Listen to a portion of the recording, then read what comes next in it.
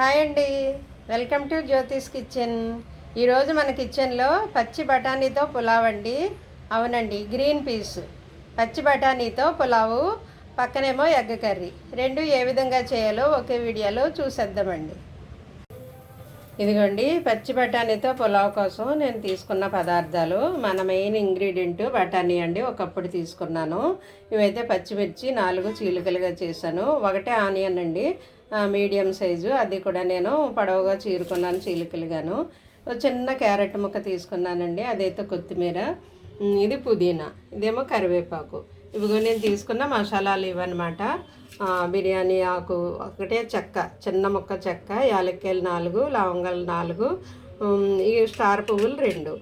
ఇదేమో మరాఠీ మొగ్గ. చూసారు కదా, ఇది నేను తీసుకున్న మసాలా.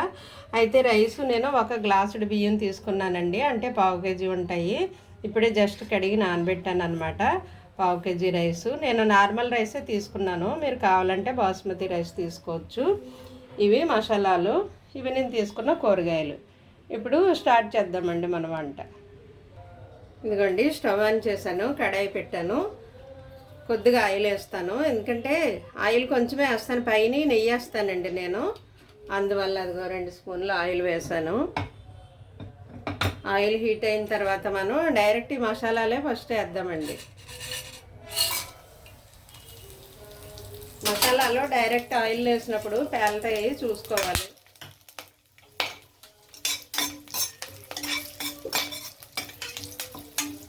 అవి పేలుతున్నాయండి, అందువల్ల నేను ఆనియన్ వేసేస్తాను. Onion, carrot.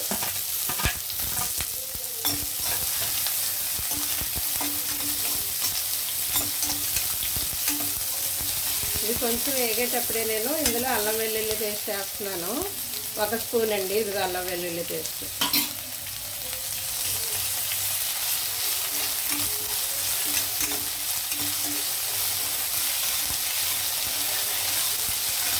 ఇది కొంచెం ఫ్రై అయితే చాలు, మనం మిగతా కూరగాయలు వేసేద్దామండి. ఇందులో పచ్చి బఠానీ ఒకప్పుడు తీసుకున్నాను. ఇది చలికాలంలో మనకి బఠానీ బాగా దొరుకుతుంది కదండి, కాయలు దొరుకుతాయి, తెచ్చుకొని వలుచుకుంటే ఫ్రెష్గా దొరుకుతాయి అన్నమాట. మిగతా కాలం అంటే డ్రైడ్ దొరుకుతాయి, ఎండబెట్టినవి. అవి కూడా నానబెట్టి చేసుకోవచ్చు.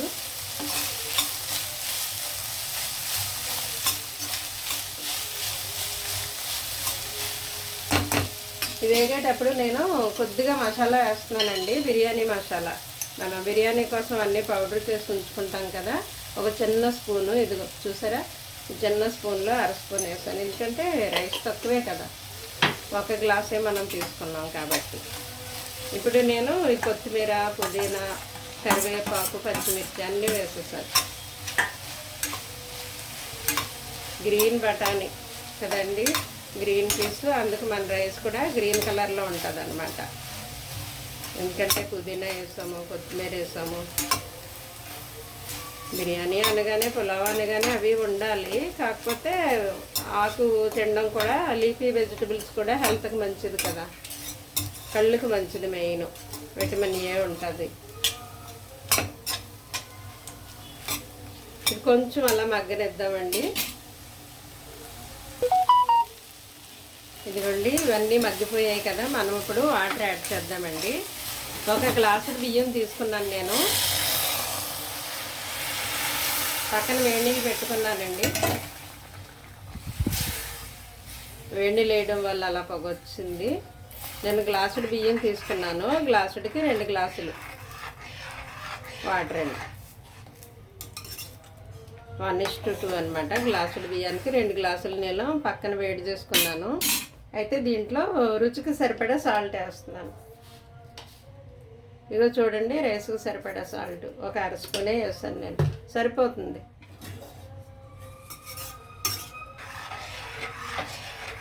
ఆల్రెడీ మరిగించిన నీళ్ళే కదండి, తొందరగా పొంగొచ్చేస్తాయి. నేను ఇందులో రైస్ వేసేస్తాను.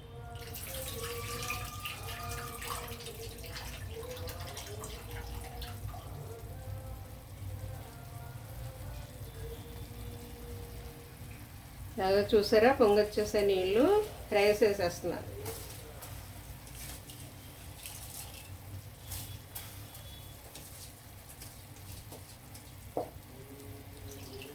రైస్ ఇలాగా కడిగి నానబెట్టుకుంటే తొందరగానే ఉడుకుతుంది, రైస్ పొడవుగా అవుతుందండి. బాస్మతి రైస్ అయినా నార్మల్ రైస్ అయినా పొడవుగా అవుతుంది అనమాట కడిగి నానబెట్టుకోవడం వల్ల. ప్లస్ త్వరగా కుక్ అవుతుంది కూడా, తొందరగా అయిపోతుంది వంట. ఇది కొంచెం ఇలాగా మీడియం ఫ్లేమ్లో ఉడకనిద్దామండి. ఇదిగోండి వాటర్ ఈ స్టేజ్లోకి వచ్చినప్పుడు ఇదిగో కొంచెం వాటర్ అంతా చూసారా, పూర్తిగా కుక్ అవ్వకూడదు. ఇప్పుడు సిమ్లో పెట్టాలన్నమాట, ఎందుకంటే మళ్ళీ మీరు మీడియంలో ఉంచితే వాటర్ సరిపోదు, రైస్ కుక్ అవ్వదు.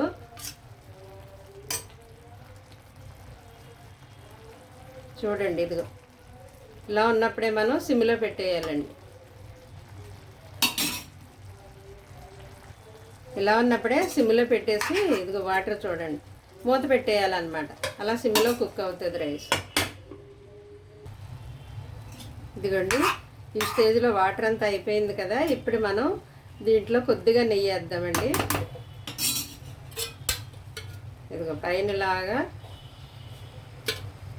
ఒక 2 స్పూన్లు నెయ్యి వేసాను నేను. ఓకే, పైన ఈ విధంగా నెయ్యి వేయాలి. తర్వాత మరలా పైన కొత్తిమీర కొద్దిగా వేస్తున్నాను నేను. ఇది ఆప్షనల్ అండి, ఉంటే వేసుకోండి లేకపోతే లేదు. ఆల్రెడీ మనం ముందే వేసేసాం కదా, వేయకపోయినా పర్వాలేదు. ఇప్పుడు లిడ్ పెట్టేసండి ఒక 5 to 10 minutes అలా సిమ్లో ఉడకనివ్వాలి. ఇదిగోండి మన పులావ్ అయిపోయిందో లేదో చూద్దాము. చూసారా ఇలా ఆవిరి వస్తుంది, ఇది ఇలా పట్టుకుంటే మెత్తగా అయిపోతుంది. సో ఉడికిపోయిందన్నమాట, అయిపోయిందండి. ఇది దించేసి పక్కన పెట్టుకుని నేను దీంట్లోకి ఎగ్ కర్రీ చేసుకుంటానండి. దీంట్లోకి మీకు నచ్చిన కర్రీ ఏదైనా మీరు చేసుకోవచ్చు, చికెన్ కానీ ఎగ్స్ కానీ రైతా కానీ ఏదైనా చేసుకోవచ్చు. అయితే నేను ఎగ్స్ కర్రీ చేస్తున్నాను అనమాట. ఇప్పుడు ఇదిగో స్టవ్ ఆన్ చేసి వేరే కడాయి పెట్టుకున్నాను.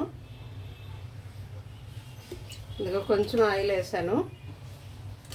అయితే దీనికి నేను తీసుకున్న పదార్థాలు ఇవి: ఒక 2 ఉల్లిపాయలు మీడియం సైజు కట్ చేసుకున్నాను, ఒక టమాటా మీడియం సైజు, 2 పచ్చిమిర్చి చీలికలు, ఇదేమో కొత్తిమీర, ఎగ్స్ 2. అయితే ఆయిల్ హీట్ అయ్యాక నేను దీంట్లోకి ఆనియన్ వేసేస్తాను.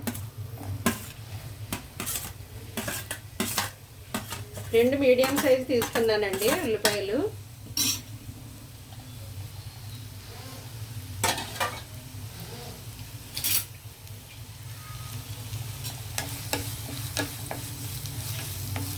ఇది కొంచెం ఏగాలంటే మనం ఇందులో సాల్ట్ వేసేద్దామండి. సాల్ట్ వేస్తే త్వరగా ఏగుతుంది. ఇది ఉల్లిపాయలకు సరిపడా నేను ఒక 1/2 స్పూన్ వేసాను. పసుపు కూడా వేసేస్తే త్వరగా ఏగుతాయి కదా ఉల్లిపాయలు.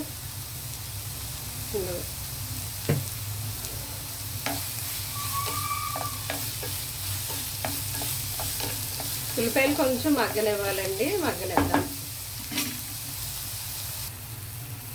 ఇదిగోండి ఉల్లిపాయలు కొంచెం మగ్గాయి. నేను ఇందులో టమాటా యాడ్ చేస్తున్నాను. ఉప్పు పసుపు వేసాం మనం, కారం వేయలేదు.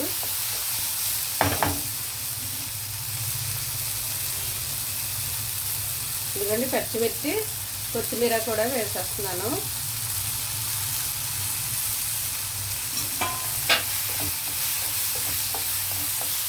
ఇది కొద్దిసేపు మగ్గనిద్దాము. మగ్గిన తర్వాత అప్పుడు కారం వేద్దాం. ఇదిగోండి కొంచెం మగ్గాయి ఉల్లిపాయలు టమాటాలు. నేను కొద్దిగా కారం వేస్తున్నాను, ఒక 1/2 స్పూనే వేసాను. అయితే ఇందులో జీరా ధనియా పౌడర్ కూడా వేస్తాను, కొంచెమే జీరా ధనియా పౌడర్. ఇది ఒకసారి మిక్స్ చేద్దామండి, కలిపేద్దాం.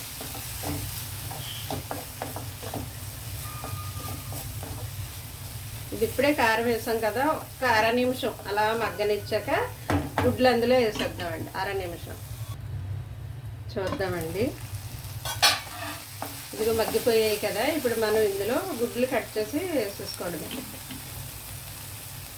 ఇదిగోండి గుడ్డు మధ్యలోకి ఇలా కట్ చేయాలి.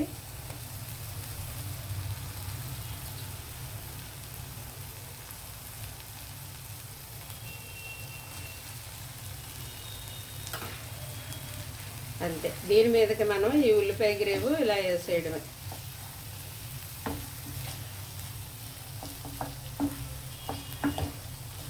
అంతే అండి, అయిపోయింది. మన గుడ్డు కూర అయిపోయింది. దీన్ని ఇప్పుడు మనం డిష్ అవుట్ చేసి ప్లేట్లో పెట్టుకోవడమే. ఇదిగోండి, ఫైనల్గా మన పచ్చి బఠానీ pulao, green peas pulao ready అయిపోయిందండి. పక్కనే దాంట్లోకి మనం ఇలాగా ఎగ్ కర్రీ పెట్టుకుని తింటే చాలా అంటే చాలా బాగుంటుందండి. మీరు కావాలంటే రైతా పెట్టుకోవచ్చు, చికెన్ కర్రీ ఏదైనా మీకు నచ్చిన కర్రీ ఏదైనా చేసుకుని పెట్టుకుని తినొచ్చండి. ఈ విధంగా కూడా బాగుంటుంది ఎగ్తో కూడాను. ఒకసారి ప్రయత్నించండి. Thank you.